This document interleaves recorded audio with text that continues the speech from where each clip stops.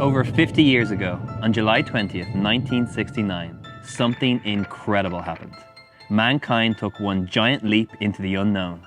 Neil Armstrong and his merry men, one of whom was Irish, had gone where no man had gone before, the moon. Or did they? Although confirmed by video footage and actual testimony from the astronauts, the moon landing is disputed by some. They go to great lengths attempting to show that the video footage you can look up on YouTube is fake. They believe that the whole thing was staged in a studio, made to look and feel like the moon. Now, personally, I'm a moon landing believer. But isn't it interesting that so many of the world's significant events get accused of being fake news? The most significant event in the history of the Christian faith is the resurrection, Jesus rising from the dead. Now, like the moon landing, it has been widely disbelieved. But as the Bible writer and apostle Paul puts it, the resurrection is the hinge on which the Christian faith hangs. Paul said, if there is no resurrection of the dead, then Christ must still be dead. And if he is still dead, then all our preaching is useless, and your trust in God is empty, worthless, hopeless. What a statement to make. But this is the reality.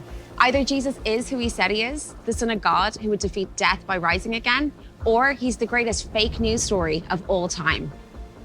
On one level, I'm well aware of how wonderfully crazy this thing is. People coming back to life again is a little unexpected.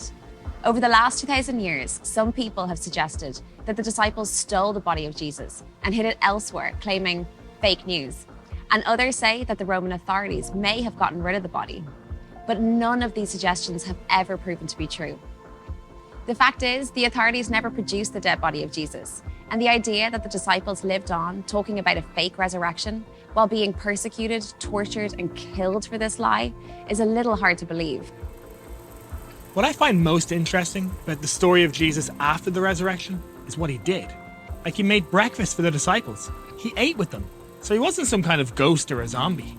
But they didn't quite recognize him at first because this new body was version 2.0. But he still had the scars in his hands and his feet to identify him.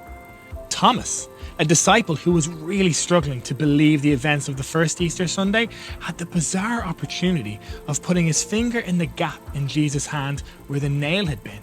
And when he did, his instant reply was one of faith. He said, "My Lord, my God." You see, this was different than simply just coming back to life. As in, Jesus had already brought people back to life in the Gospels. Take Lazarus, for example. He was dead and buried in a cave. He was wrapped like a mummy, and yet Jesus comes along after 3 days and reversed the effect of death. Lazarus was restored to his former self. But for Jesus, he had a new body, a resurrected body, where death and decay would be no more. And the resurrection of Jesus was no secret. He appeared to crowds. We even have historical fragments of the Apostle Paul's early writings when he wrote that Jesus appeared to more than 500 people at the same time, most of whom are still living, though some have fallen asleep. I think this is important because any of those first readers could have gone and asked any of those 500 people if Jesus was really, truly alive again. Now, some have suggested that all 500 people hallucinated the whole thing, but the chance of even 3 people sharing the same hallucination is as likely as all 3 winning the national lottery 5 times in a row. Now, I can't prove the resurrection to you, but that's not my main point. What I am saying is that the heart of the Christian message is not a fairy tale. There is historical evidence to help you make that leap of faith. It's the resurrection that tells me that Jesus is trustworthy because he did exactly what he said he would do by rising 3 days after death. And it gives meaning to one of the greatest Bible verses of all time.